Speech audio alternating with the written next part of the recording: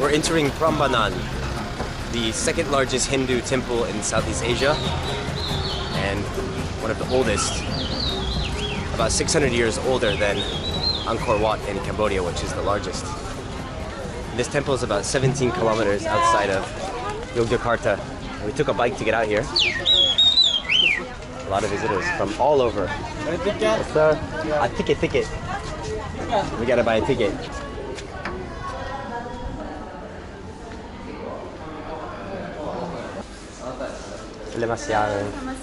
We have two.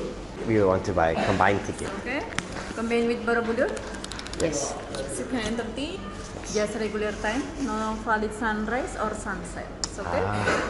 So we get these combined entrance tickets. Save some money. Still a bit expensive. $630 for both. So with this combo pack, you will have welcome drink.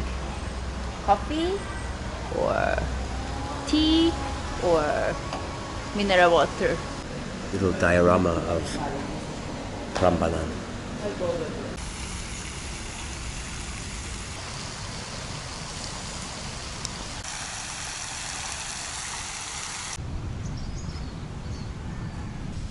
Shit!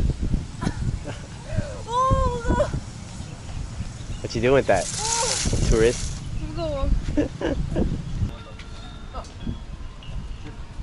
Hey, where are you from?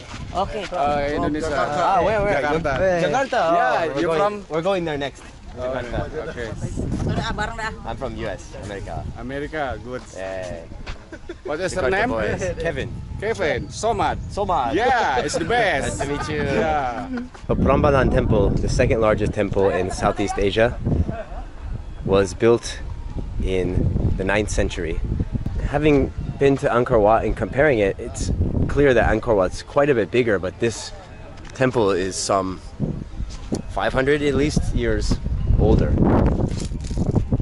You can see all the stone ruins in front that would have formed entryways and walkways into this temple. Hinduism was prevalent in Indonesia before Buddhism, and of course before Muslim. And Indonesia being a majority Muslim country, it's interesting to see how many Muslims there are visiting this kind of temple, but it's just a national treasure. So really interesting to see the transition of religions in this country that we now think about as being a Muslim country. In 2006 there was an earthquake that devastated this area, which caused a lot of the destruction that we saw and actual cracks in the structure itself. So we have Brahma, Vishnu and Shiva. These are the main gods to which the temple is dedicated. Garuda. It's the second security check we've gone through.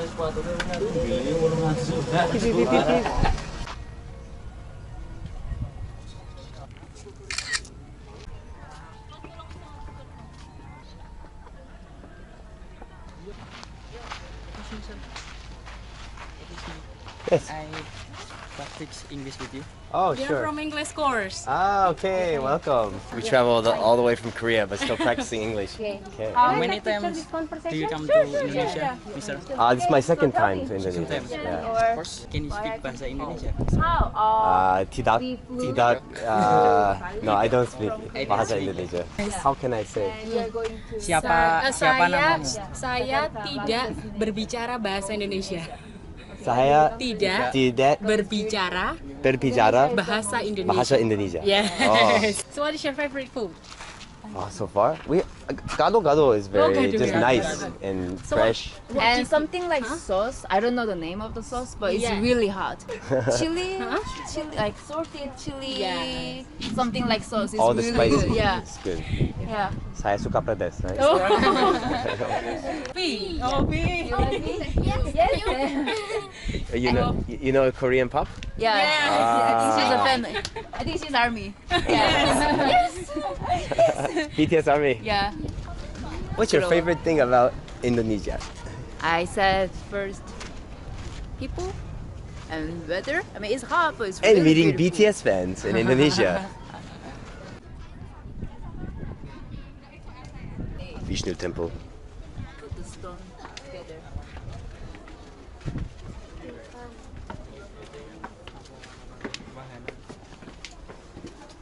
Hey, Miss Kevin. Hey! How is it inside? Yeah, yeah. Cool? Okay. Oh. Is it Vishnu? Vishnu.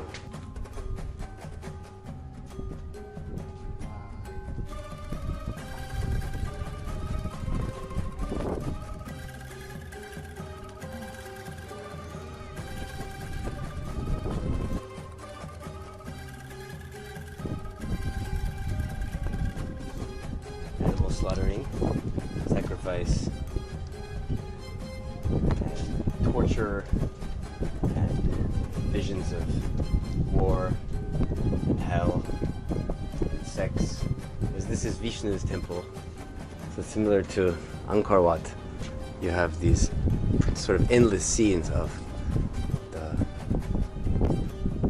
Vedas, Vedic texts. Shiva, the destroyer. Too bad there's no light in here. I wonder if that's to preserve these. Shiva Mahadeva. Shiva Mahadeva. This song, we finally found it. Where's he coming from? Shiva is the destroyer. You think these would be reliefs of the destruction or story?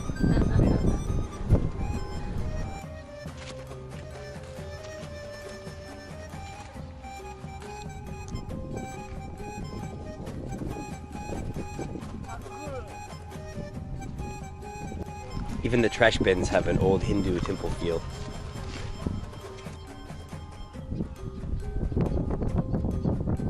Okay, that was Prambanan. Prambanan. That was Prambanan. Okay, Prambanan. That was Prambanan. That was Prambanan Temple. That was Prambanan Temple. As you can see, it's really beautiful and it's really peaceful. So my personal opinion, you don't need to come to sunrise time. This is perfect time. So tomorrow we're going to check out Borobudur and see how they compare.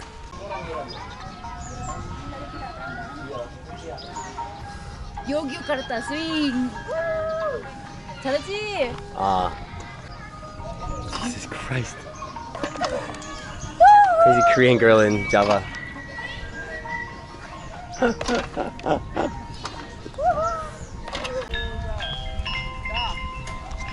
Here we have a cassowary. I don't know if I've ever seen one of these. Look at those fucking talons. Some Jurassic Park stuff. This is the bird that will Can it fly? rip your insides out. No. Look at what a dinosaur it is. Is this a big chicken? Yeah. Oh.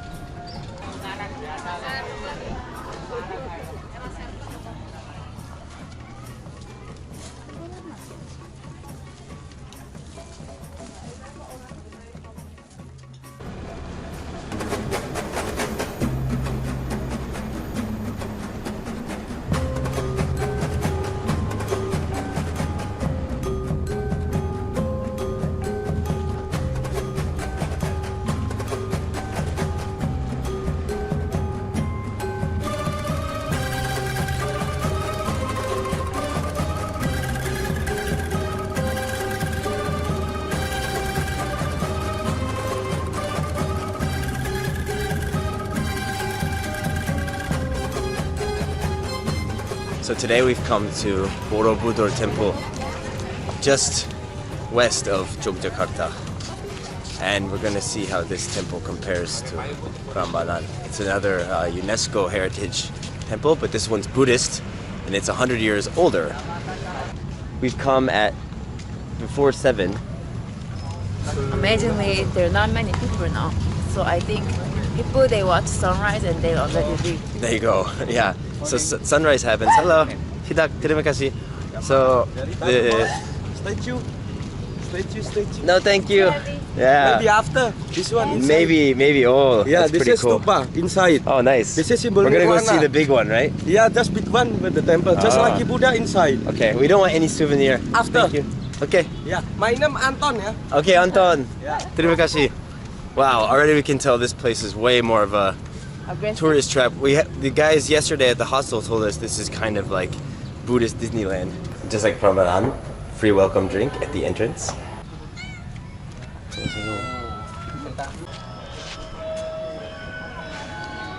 So in addition to being one of the largest monuments and the largest Buddhist monument in the world, Borobudur is actually the most visited Indonesian tourist site. Oh iya, kok ada kamisan ya?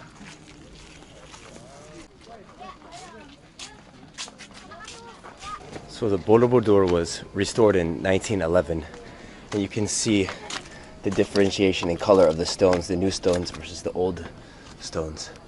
And it was actually restored by a Dutch archaeologist. You can see the pieces kind of cobbled together from the original. And this style of Buddhist architecture and design incorporates both Indonesia's ancestor worship culture as well as the original Buddhist Gupta sense from India of seeking nirvana. And I think we came on the perfect day. It's a Monday morning. We didn't meet the sunrise, but it's beautiful out. Not too sunny, kind of cloudy, not hot. And there's just not many people here, as we heard there would be. So I think this is a much better way to enjoy this.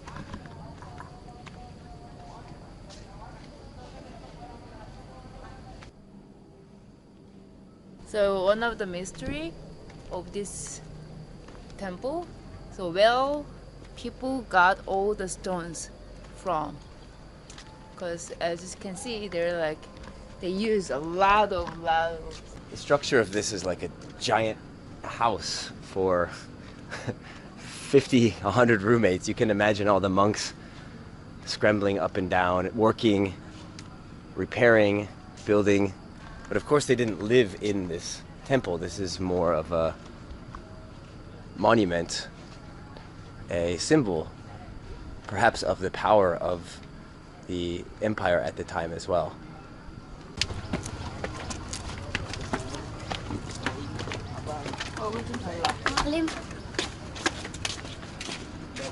We're on the first level of the temple now. As with Prambanan, there's thousands of pictures in this relief carved into the walls.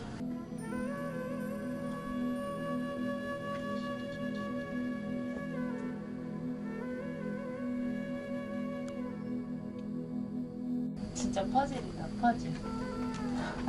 Like a giant puzzle. All the pieces fit together. The floor of this temple is really like a puzzle. All the pieces fit together at little angles, not just squares. Looks like a Tetris board. It looks like you could just walk straight up to the top, but you're tempted to stop on each of these levels. Since we don't know the story of what they're trying to tell us, it seems just as good to keep going. So this height is like almost 10 floor of apartment. The height of this entire temple, it's about 10-story apartment. The view's already great. Picked a good spot for this temple.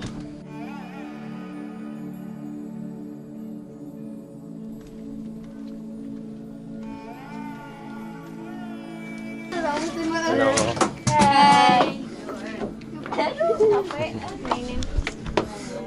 So unlike Prambanan yesterday, we have far fewer people trying to take our picture and speak English to us.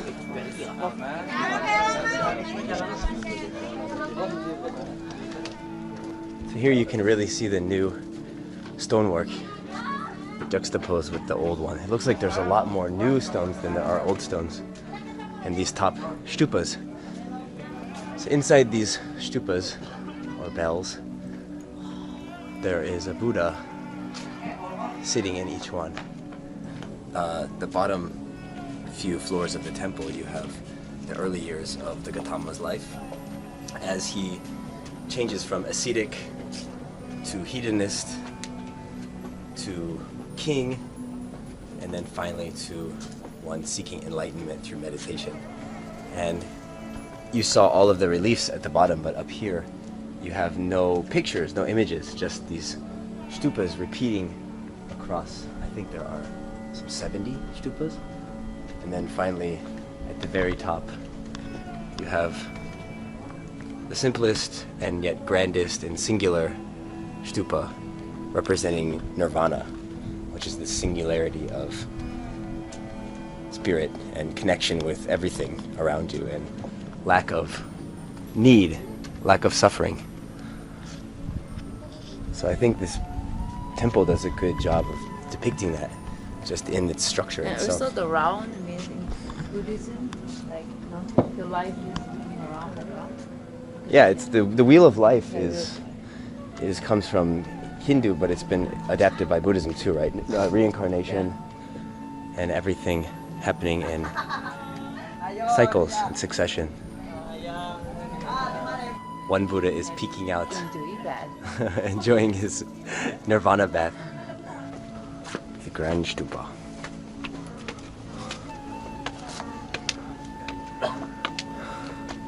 We can ascend no further. What a view.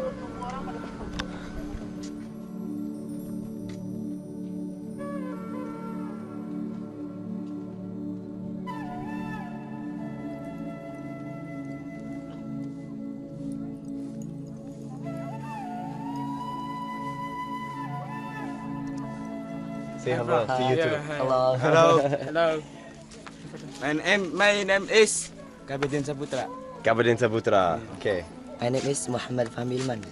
Muhammad Famil Ilman. Ilman. My name is Rijal Maulani. Reza Murani. Yeah. I'm with these cool guys from in Yogyakarta. So Prambanan and Borobudur, how do they compare? I don't know, I really enjoy walking around the temple because like you don't know which is exit, so it's like you keep walking and walking and around and you think about yourself. So I like this one more, that's why. Yeah, in my opinion, I think both temples are really beautiful.